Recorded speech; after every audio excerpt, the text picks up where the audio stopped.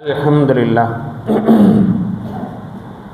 Alhamdulillahi nahmaduhu wa nasta'inuhu wa nastaghfiruhu wa nu'minu bihi wa natawakkalu alayhi wa na'udhu billahi min shururi anfusina wa min sayyiati a'malina man yahdihillahu fala mudilla lahu wa man yudlilhu fala hadiya lahu wa nashhadu an la ilaha illallah wahdahu la sharika lahu ونشهد أن محمدًا عبده ورسوله صلى الله عليه وسلم أما بعد فأعوذ بالله من الشيطان الرجيم بسم الله الرحمن الرحيم يريد الله بكم اليسر ولا يريد بكم العسر ولتكملوا العدة ولتكبروا الله على ما هداكم ولعلكم تشكرون صدق الله العلي العظيم அகில உலகையும் படைத்து பரிபாலித்து ரட்சிக்கும் அல்லாஹுவுக்கே எல்லா புகழும் உரித்தானது. சலாத்தும் சலாமும் நபிகளார் ஸல்லல்லாஹு அலைஹி வஸல்லம் அவர்கள் மீதும் அவர்களது குடும்பத்தினர் தோழர் தொடர்ந்தோர் அனைவர் மீதும் உலகில் உள்ள மூமின்களான நல்லடியார்களான ஆண்கள் பெண்கள் அனைவரின் மீதும் குறிப்பாக அல்லாஹ்வின் அருள் நாடியவர்களாக ஜுமா தொழுகைக்காக அவனது இல்லத்திலே ஒன்று கூடியிருக்கும் நம்மனைவர் மீதும் என்றும் நின்று நிலவட்டுமாக. கண்ணியத்திற்கும் மரியாதைக்கும் உரிய பெரியோர்களே, இளைஞர்களே, தாய்மார்களே, சகோதரிகளே, இன்று ரமலான் மாதத்தின் கடைசி பகுதியிலே நாம் இருக்கிறோம். ஒரு மாத காலத்தினுடைய மிக பெரும் தியாக வழிபாடாகிய நோன்பு என்கிற இபாதத் இன்றோடு முடிவுக்கு வர இருக்கின்றது. அதனைத் தொடர்ந்து உலக முஸ்லிம்கள் அனைவரும் மிகப்பெரிய அளவுக்கு ஆர்வத்தோடு மகிழ்ச்சியோடு பெருநாளை கொண்டாட இருக்கின்றார்கள். நம்முடைய தமிழகத்தை பொறுத்தவரைக்கும் கூட குறிப்பிட்ட எண்ணிக்கையினரை தவிர பெரும்பான்மையானோர் நாளை பெருநாள் தினத்தை அனுஷ்டிக்க இருக்கின்றார்கள். நம்முடைய வாழ்க்கையிலே நாம் நிறைய பெருநாட்களை சந்தித்து விட்டோம். பல பெருநாட்களை மிக மிக உற்சாகத்தோடு கொண்டாடியும் இருப்போம். இதோ நாளை நம்முடைய வாழ்க்கையிலே இன்ஷா அல்லாஹ் மீண்டும் ஒரு பெருநாளை சந்திக்க இருக்கிறோம். இந்த சந்தர்ப்பத்திலே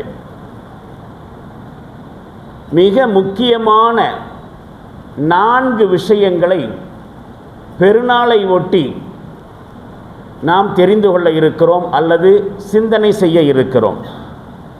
முதலாவது விஷயம், பல பெருநாட்களை நாம் நம்முடைய வாழ்க்கையிலே சந்தித்திருந்தாலும் பல பெருநாட்கள் நம்முடைய வாழ்க்கையில் கடந்து போயிருந்தாலும் அடிப்படையான ஒரு கேள்வியை முன்வைக்கிறேன். இந்த பெருநாள் என்றால் என்ன? காரணம் இருக்கிறது. இந்த கேள்வியை எழுப்புவதற்கு காரணம் இருக்கிறது. இப்படி ஒரு கேள்வி நம்மிடத்திலே கேட்கப்பட்டால் நம்முடைய அனுபவங்களின் அடிப்படையிலே பல பதில்களை நாம் வைத்திருப்போம். பெருநாளை குறித்து நமக்கு என்னென்ன அனுபவங்கள் இதுவரைக்கும் இருக்கின்றன, அந்த அனுபவங்களின் அடிப்படையில் இந்த கேள்விக்கான பதிலை சொல்வோம். பெருநாள் என்றால் அது ஒரு திருவிழா. புத்தாடை எடுத்து புத்தாடை அணிந்து வாசனை திரவியங்கள் பூசி சிறப்பான உணவுகளை உண்டு மகிழ்ச்சியை வெளிப்படுத்துகிற நாள். இது ஒரு வகை அனுபவம். பல பேரை பொறுத்தவரைக்கும் முஸ்லிம் அல்லாதவர்களுக்கு எப்படி பல திருநாட்கள் இருக்கின்றனவோ அது மாதிரி முஸ்லிம்களுக்கு ஒரு திருநாள். பெரும்பான்மையான முஸ்லிம்கள் இன்றைக்கும் இதே கருத்தில் தான் இருக்கிறார்கள். இதனையும் கூட பதிலாக சொல்லுவார்கள், சொல்ல முடியும். பெருநாள்னா என்ன என்று கேள்வி கேட்டால் மற்ற மதத்தவர்களுக்கு பல திருநாட்கள் இருக்கின்றன, முஸ்லிம்களுக்கும் சில திருநாட்கள், அதில் ஒன்று இந்த திருநாள். இது ஒரு பதில். இப்போ இந்த மாதிரியாக பெருநாள் என்றால் என்ன என்று ஒரு கேள்வியை எழுப்பினால் நம்முடைய அனுபவங்களின் அடிப்படையில் பல பதில்களை நாம் சொல்லலாம். இப்போ ஒரு சின்ன கற்பனை, நம்ம வீட்டில் வளர்ந்து வரக்கூடிய ஒரு சிறு குழந்தை, விவரமறியாத குழந்தை, அதனுடைய மழலை மொழியிலே நம்மிடத்தில் இதே கேள்வியை கேட்பதாக வைத்துக்கொள்வோம். பெருநாள்னா என்ன? நாம் ஒரு தகப்பனாக இருக்கிறோம் அப்படின்னா நம்ம வீட்டில் இருக்கக்கூடிய குழந்தை நாம் பெற்ற பிள்ளையாக இருக்கலாம், அல்லது நம்முடைய பேரம் பேத்திகளாக இருக்கலாம். வாப்பா வாப்பா பெருநாள்னா என்ன வாப்பா, இப்படி ஒரு கேள்வி. அல்லது அது மாதிரியான உறவு முறைகளிடத்திலே, தாயிடத்திலோ சகோதரனிடத்திலோ வேறு யாராவது இடத்தில் சின்ன குழந்தை கேட்குது பெருநாள்னா என்ன என்று ஆர்வத்தோடு கேள்வி கேட்பதாக வைத்துக்கொள்வோம். அந்த குழந்தை கேட்கக்கூடிய அப்பாவித்தனமான அந்த கேள்விக்கு பெருநாளை பற்றிய நம்முடைய அனுபவ பதில்கள் ஒரு கால் திருப்தியை தரலாம்.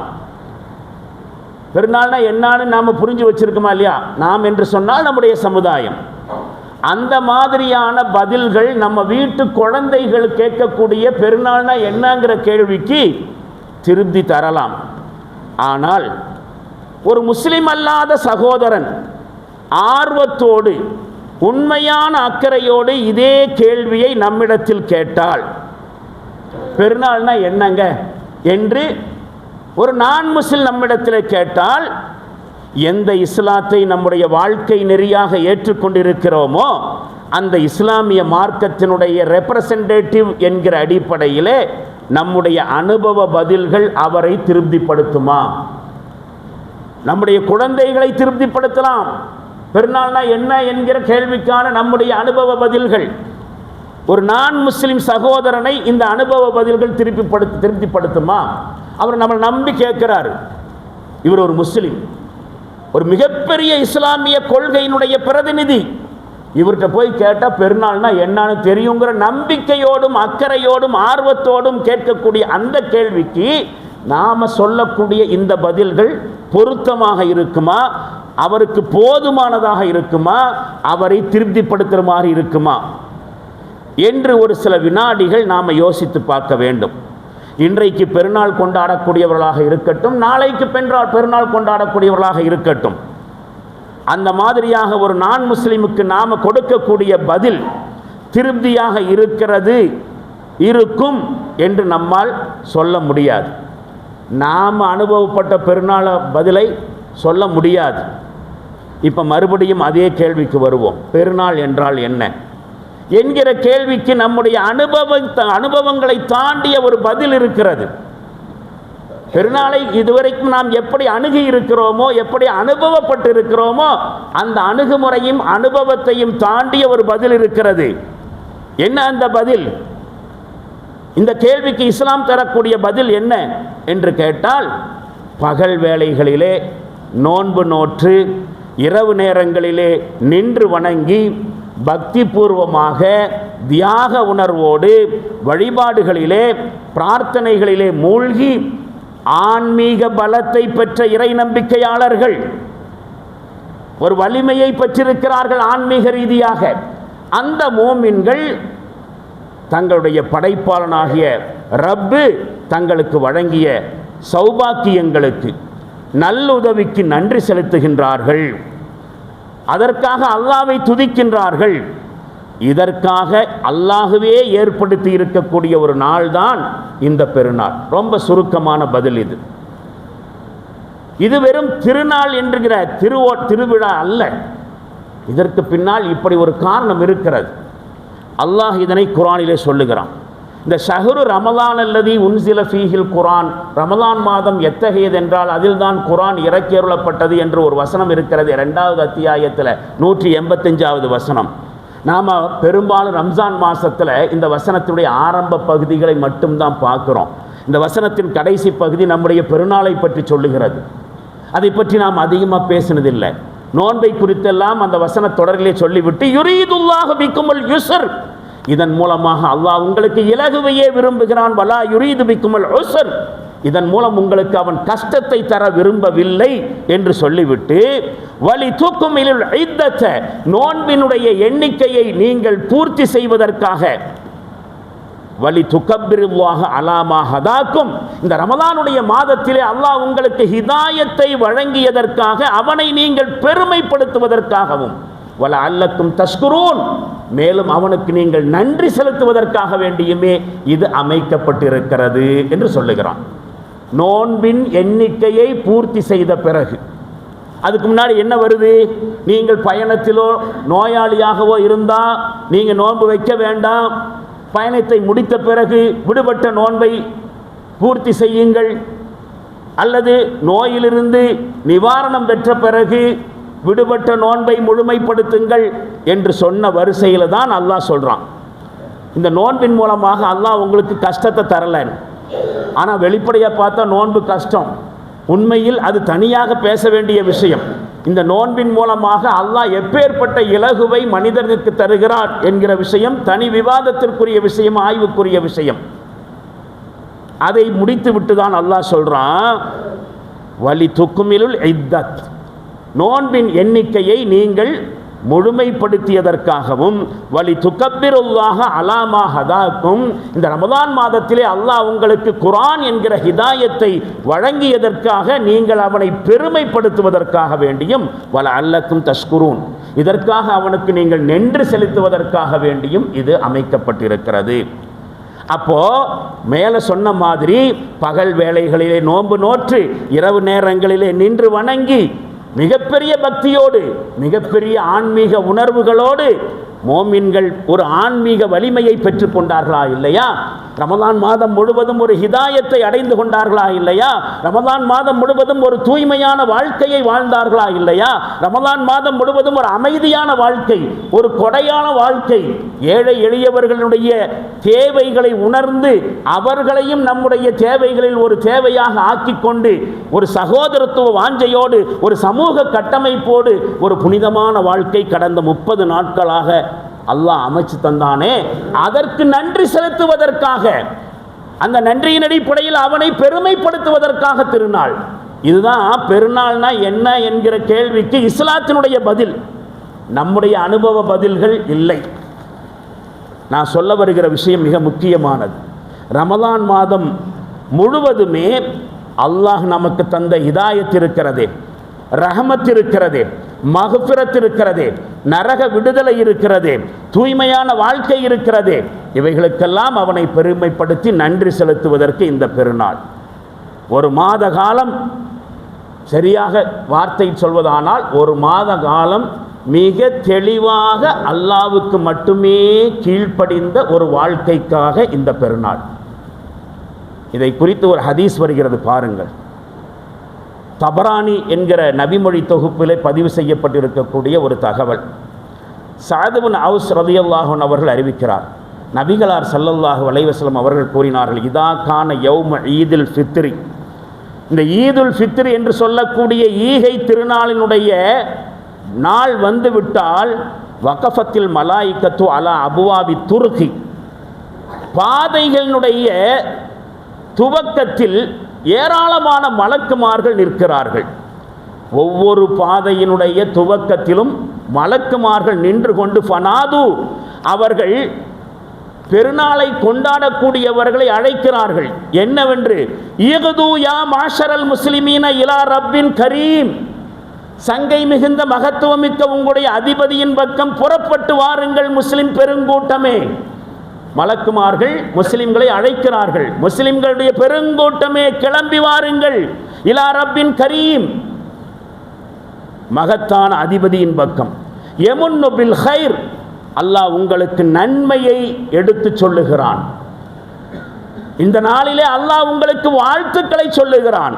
சும்ம யுசீபு அலைஹில் ஜசீல், பிறகு இந்த நாளிலே உங்களுக்கு நிறைவான கூலியை தரப்போகிறான். பெருநாள்னா என்ன என்று கேட்டால் அதற்கான ஹதீசிய பதில், இஸ்லாமிய பதிலினுடைய இன்னொரு பகுதி இது. இந்த நாளில் உங்களுக்கு கூலி வழங்குகிறான், நிறைவான கூலி வழங்குகிறான். அப்படியானால் ஈதுல் ஃபித்ர் என்பது கூலி கொடுக்கப்படுகிற நாள், திருவிழா அல்ல, சம்பளம் வாங்குற நாள். மாதம் முழுவதும் இறைவனுக்கு கீழ்ப்படிந்து அவனிட்ட கட்டளையை தலைமேல் தாங்கி செயல்படுத்தியதற்காக, அவனுக்கு கீழ்ப்படிந்ததற்காக அல்லாஹ் வழங்கக்கூடிய பரிசு திருநாள், கூலி வழங்கக்கூடிய நாள். ஹதீஸிலே தொடர்கிறது, லக்கத் உமிர்தும் பி கியாமில் லைல், இரவிலே நின்று வணங்குவதற்காக நீங்கள் கட்டளையிடப்பட்டீர்கள். ஃபகுன்தும் நீங்கள் நின்று வணங்கினீர்கள். வ உமிர்தும் பிசியாமின் நஹார் பகலிலே நோன்பு வைக்குமாறும் கட்டளையிடப்பட்டீர்கள். ஃபசும்தும் அந்த கட்டளையை ஏற்று நீங்கள் நோன்பு வைத்தீர்கள். வ அதாத்தும் ரப்புக்கும் உங்களுடைய ரப்புக்கு நீங்கள் முழுமையாக கீழ்ப்படிந்தீர்கள். மாதம் முழுவதும் நீங்கள் கீழ்ப்படிந்தீர்கள். ஃபக்பிது ஜவாயிஸக்கும் எனவே அதற்குரிய கூலியை நிறைவாக பெற்றுக்கொள்ளுங்கள். பெருநாள் அன்றைக்கு அல்லாஹ்விடத்திலே கூலியை பெற்றுக் கொள்ளுங்கள். நீங்கள் செய்த இபாதத்துகளுக்கு பிரதிபலனாக நீங்கள் அல்லாஹ்வுக்கு கீழ்ப்படிந்ததற்காக அல்லாஹ் உங்களுக்கு பெருநாள் வாழ்த்துக்களை சொல்லி கூலி தருகிறான், பெற்றுக்கொள்ளுங்கள்.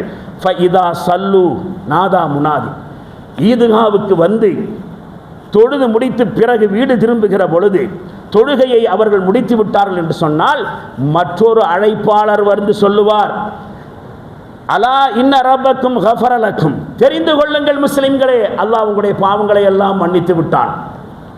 பெருநாள் அன்றைக்கு அல்லாஹ்வின் தரப்பிலிருந்து கிடைக்கக்கூடிய செய்தி, உங்களுடைய ரப்பு உங்களுடைய பாவங்களை எல்லாம் மன்னித்து விட்டான். ஃபர்ஜிஉ ராஷிதீன இலா ரிஹாலிக்கும் நீங்கள் நேர்வழி பெற்றவர்களாக உங்களுடைய வீடுகளுக்கு திரும்பி செல்லுங்கள். ஈதுகாவில் இருந்து திரும்பி செல்கிற பொழுது மலக்குமார்கள் வாழ்த்துக்களை சொல்லி வீட்டுக்கு அனுப்புகிறார்கள். அல்லாஹ்வின் தரப்பிலிருந்து அப்ப கிடைக்கக்கூடிய கூலி என்னது? மன்னிப்பு. அந்த மன்னிப்பு தான் பரிசாக கூலியாக பெருநாள் அன்றைக்கு வாங்குகிறோம். நாமெல்லாம் பெருநாள் அன்றைக்கு நம்ம வீட்டு குழந்தைகளுக்கு பெருநாள் காசு கொடுப்போம், அவர்களை சந்தோஷப்படுத்துவதற்காக. அல்லாஹ் பெருநாள் பரிசு தருகிறான். கேள்வி என்ன தெரியுமா? அந்த பரிசை வாங்குவதற்கு யார் தகுதியாக இருந்தார்கள் என்பதுதான். அதுதான் அடிப்படையான கேள்வி.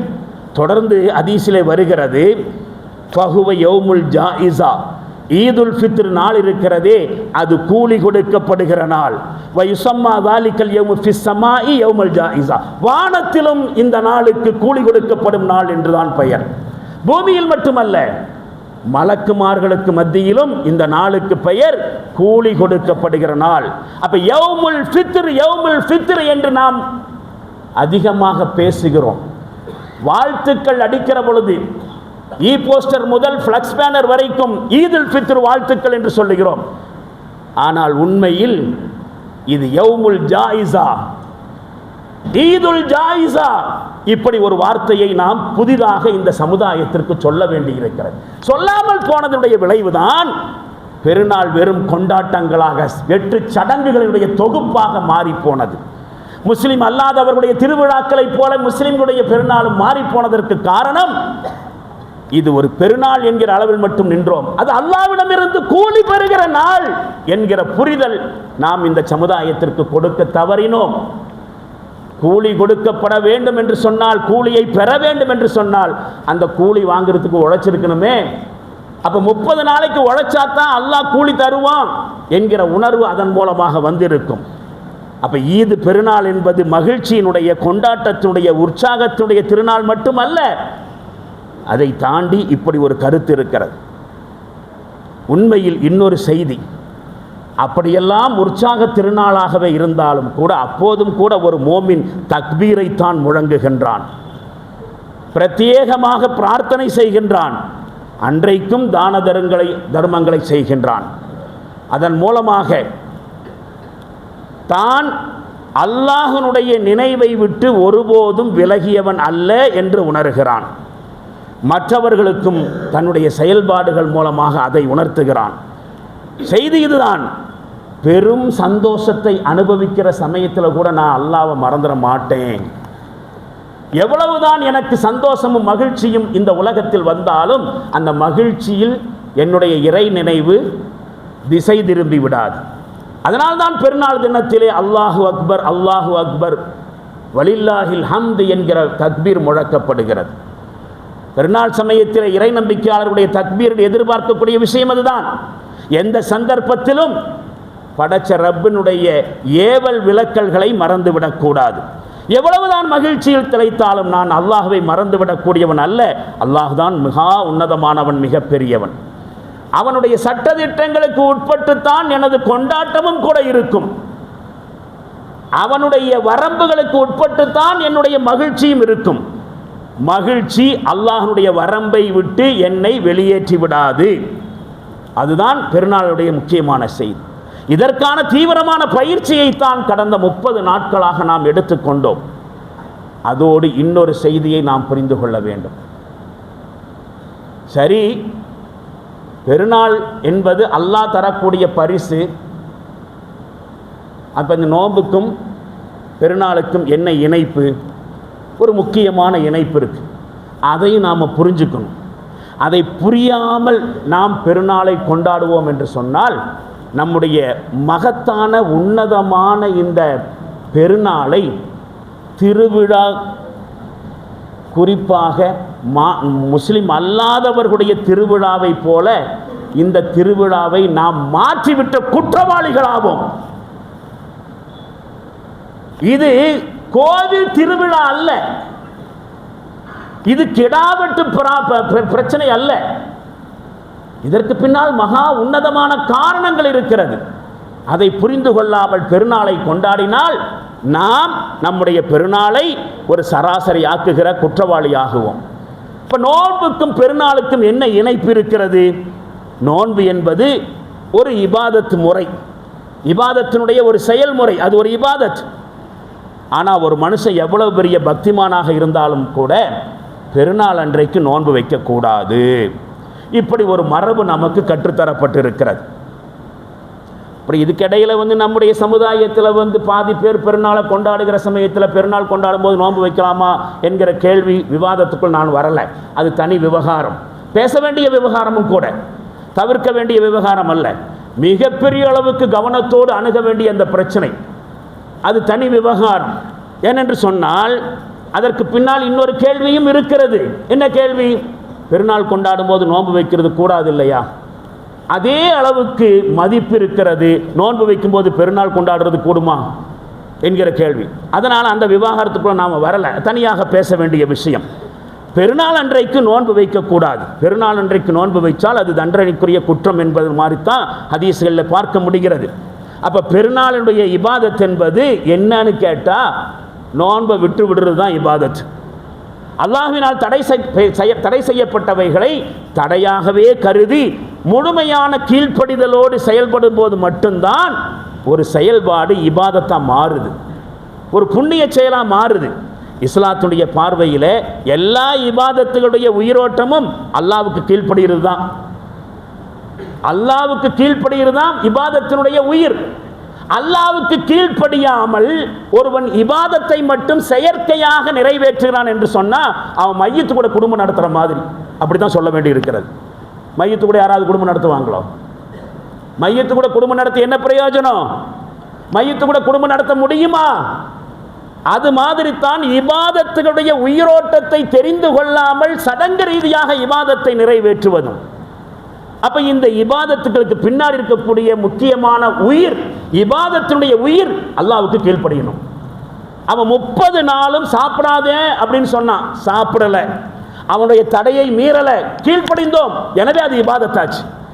பெருநாள் அன்றைக்கு நோன்பு வைக்காத சாப்பிடுன்னு சொல்றான், நோன்பு வைக்கிறது தடைன்னு சொல்றான், அதையும் ஃபாலோ பண்றோம், அதுவும் இபாதத்தாகிறது.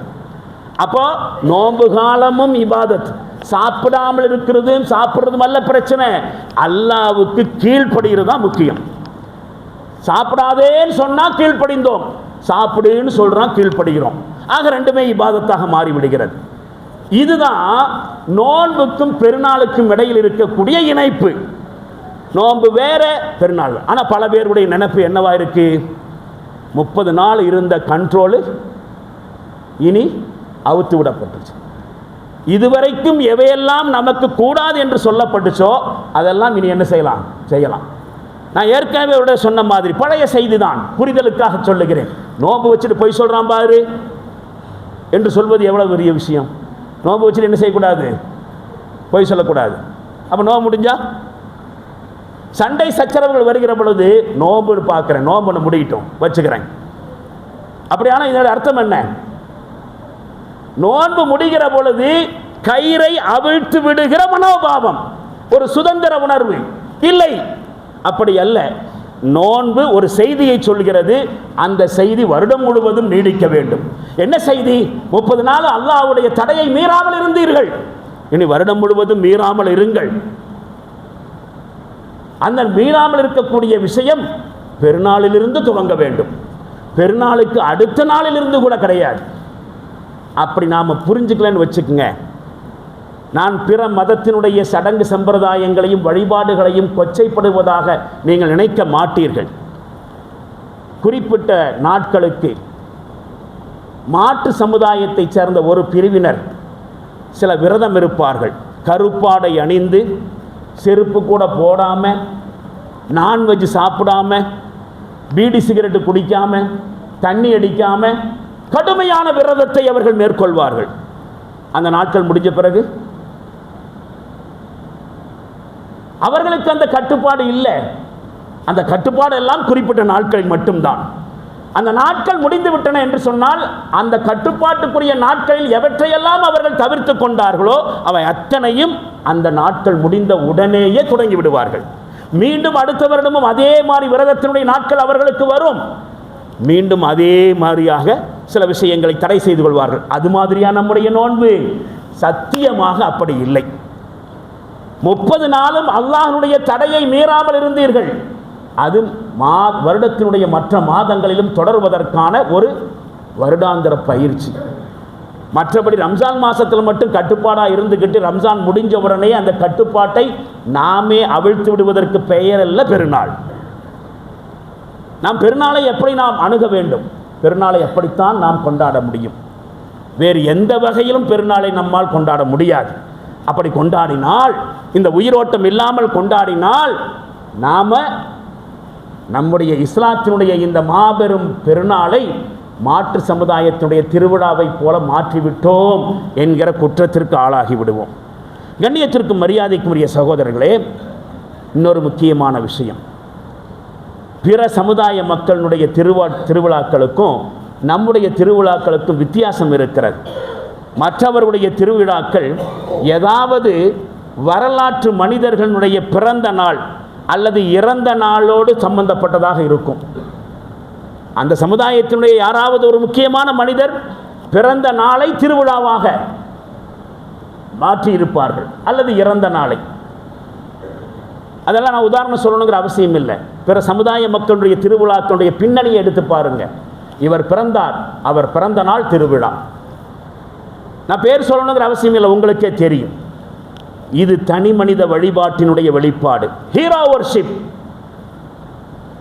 தனி மனிதர்களின் பெயரால் திருவிழாக்கள் நடத்தப்படுகிற பொழுது அதுதான் தனிநபர் வழிபாடு. இந்த தனிநபர் வழிபாட்டை தொடர்ந்துதான் உருவ வழிபாடு வருகிறது. அதை தொடர்ந்துதான் ஷிர்க் ஆரம்பமாகிறது, இணை வைப்பு என்பது. ஆனால் ஏக தெய்வ கொள்கையில் தௌஹீதில் உறுதியாக பிடிப்பும் தூய்மையும் சமநிலையும் கொண்டிருக்கக்கூடிய இஸ்லாம் இருக்கிறதே, மனித சமுதாயத்தினுடைய ஆதி மார்க்கம், இயற்கை மார்க்கமுமான இஸ்லாம் தனி மனித வழிபாட்டினுடைய எல்லா கதவுகளையும் அறைந்து சாத்தி விடுகிறது.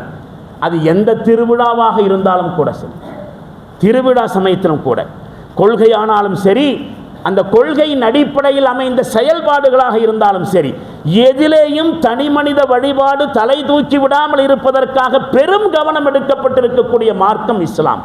பாருங்க, நாமெல்லாம் ஒரு சத்திய வாக்குமூலத்தை சொன்னதன் அடிப்படையில் தான் மோமின்களாக இருக்கிறோம். ஷஹாதத்து கலிமான்னு சொல்கிறோமே, அந்த ஷஹாதத்து கலிமாவினுடைய 2வது பகுதியில் இறை தூதர் ஸல்லல்லாஹு அலைஹி வஸல்லம் அவர்களை குறித்து சொல்லுகிற பொழுது எப்படி சொல்லுகிறோம்? அப்துஹு வ ரசூலுஹு. அவர் அல்லாஹ்வுடைய அடியாராக இருக்கிறார், இறை தூதராகவும் இருக்கிறார். அவர் அல்லாஹ்வுடைய தூதர், ஆனால் அதுக்கு முன்னாடி அவர் அல்லாஹ்வுடைய அடிமை. அப்ப இறை தூதராகவே இருந்தாலும் கூட அவர் தெய்வீக அம்சம் கொண்டவர் அல்ல, தனி மனித வழிபாட்டுக்குரியவர் அல்ல. முஹம்மது நபி ஸல்லல்லாஹு அலைஹி வஸல்லம் அவர்கள் மனிதர்களில் புனிதமானவர், சராசரி மனிதரை போன்றவர் அல்ல. மகத்தான உயர்ந்த அந்தஸ்து அவர்களுக்கு உண்டு. ஆனால் அந்த அந்தஸ்து கடவுளுக்கு உரிய இடத்தை கொடுத்து விடலாகாது, அந்த இடத்துக்கு கொடுக்க கூடாது. அப்துஹு வ ரசூலுஹு, அவர் இறை தூதராகவே இருந்தாலும் அல்லாஹ்வுடைய அடியாராக இருக்கிறார் என்கிற வார்த்தையை சொல்லிவிட்டு தான் நம்முடைய ஷஹாதத் முழுமையடைகிறது என்று சொன்னால், மனிதர்களில் புனிதரான இறை தூதர் ஸல்லல்லாஹு அலைஹி வஸல்லம் அவர்கள் முதலில் ஒரு இறை அடிமை, அதற்கு பிறகுதான் இறை தூதர் என்கிற விஷயம் நமக்கு ஒரு மகத்தான உண்மையை சொல்கிறது. எந்த இடத்திலும் தனி மனித வழிபாடு தலை தூக்கிவிடக்கூடாது. அப்போ அது பெருநாளிலும் கூட இருக்கிறது. இறந்த நாள் நபிகளார் ஸல்லல்லாஹு அலைஹி வஸல்லம் அவர்கள் வாழ்க்கையில் பல சம்பவம் நடந்திருக்கு. நம்முடைய இஸ்லாமிய வருடத்திற்கு துவக்கமாக ஏதேனும் ஒரு நிகழ்வை அடிப்படையாக வைக்க வேண்டும் என்கிற விவாதம் சஹாபாக்களுக்கு மத்தியில் வந்த பொழுது பல பேர்கள் ரசூலுல்லாவுடைய மீலாதையை சொன்னாங்க. ரசூலுல்லா எப்போ பிறந்தாங்களோ அதிலிருந்து இஸ்லாமிய வருடப்பிறப்பை துவக்கலாம். அதற்கு உமர் ரலியல்லாஹு அன்ஹு அவர்கள் அதற்கு சம்மதிக்கவே இல்லை. ஒரு கால் நம்முடைய இஸ்லாமிய வருடப்பிறப்பு நபி ஸல்லல்லாஹு அலைஹி வஸல்லம் அவர்களுடைய பிறப்பின் அடிப்படையில் துவக்கப்பட்டிருந்தால் அங்கும் தலை தூக்கி இருக்கும் தனி மனித வழிபாடு. உமர் ரலியல்லாஹு போன்ற பகுத்தறிவாளர்கள் அதற்கு இடமளிக்கவில்லை. நபி ஸல்லல்லாஹு அலைஹி வஸல்லம் அவர்கள் மௌத்தான நாளும் கூட முன்மொழியப்பட்டுச்சு.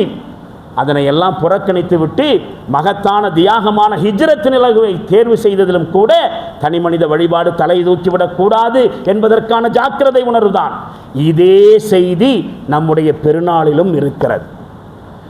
எவருடைய தனிப்பட்ட முக்கியத்துவத்தின் அடிப்படையிலே இஸ்லாமிய பெருநாட்கள் கொண்டாடப்பட மாட்டாது. அல்லாஹு அக்பர், அல்லாஹுதான் மிகப்பெரியவன், அல்லாஹுதான் மிகப்பெரியவன், அவனுக்கு நாங்கள் எல்லோரும் அடிமைகள் என்கிற ஏகத்துவ தத்துவம் பெருநாளில் வெளிப்படுகிறது, வெளிப்பட வேண்டும். அதற்கு பெயர் பெருநாள். எனவே கண்ணியத்திற்கும் மரியாதைக்கும் உரிய பெருமக்களை, நாம் யோசித்து பார்க்க வேண்டிய விஷயம், அடிப்படையான விஷயம், ஏதோ நோன்பு வந்துச்சு, நோன்பு வச்சோம், ராத்திரி ஆனால் தராவியை தொழுதோம், சடங்கு ரீதியாக அந்த காரியங்கள் நடந்து போச்சு. அந்த இபாதத்துகளை செய்தவர்களுக்கும் அந்த இபாதத்துகளை செய்யாதவர்களுக்கும் முஸ்லிம் சமுதாயத்தில் ஒரு பெருநாள் என்கிற ரீதியில் நம்முடைய பெருநாள் அணுகப்படக்கூடாது. முஸ்லிம் சமுதாயம் மற்ற சமுதாயங்களைப் போல ஒரு ஜாதி சமுதாயமாக பெருநாளையும் ஆக்கிவிடக்கூடாது. முஸ்லிம் சமுதாயத்தை ஒரு ஜாதி சமுதாயமாக ஆக்கிவிடக்கூடாது. இது ஒரு கொள்கை சமுதாயம். அந்த கொள்கை நிலைநிறுத்துவதற்கான பயிற்சிகள் 30 நாட்கள். அதே கொள்கையினுடைய தத்துவம் பெருநாளில் வெளிப்படுகிறது என்கிற உண்மை புரிந்து கொண்டு பெருநாள் கொண்டாடப்பட வேண்டும். அப்படி கொண்டாடினால் அதற்கே உரிய கூலி இறைப்புறத்திலிருந்து நமக்கு வந்து சேரும். அவர்களுக்குத்தான் இது கூலி கொடுக்கப்படுகிற நாள் என்று சொல்லப்பட்டு இருக்கிறது.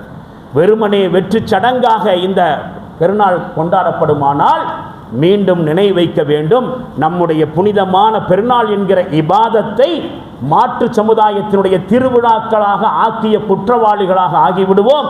அப்படிப்பட்ட இழி நிலையிலிருந்து அல்லாஹ் நம் அனைவர்களையும் காத்தருள்வானாக. பெருநாளுக்கு என்ன நோக்கம் இருக்கிறதோ அந்த நோக்கம் புரிந்து பெருநாள் கொண்டாடக்கூடிய சாலிகான நல்லடியார்களாக அல்லாஹ் நம் அனைவர்களையும் ஆக்கியருள்வானாக. வாஹிர் தாவானா அல்ஹம்துலில்லாஹி ரப்பில் ஆலமீன். பாரக்கல்லாஹு லனா வலக்கும் ஃபில் குர்ஆனில் அதீம் வனஃபஅனா வ இய்யாக்கும் பில் ஆயாத்தி வஸ்ஸிக்ரில் ஹக்கீம் இன்னஹு தஆலா ஜவாதுன் கரீமும் மலிக்கும் பர்ருர் ரഊஃபுர் ரஹீமுன் வ ரப்புன் ஹலீம்.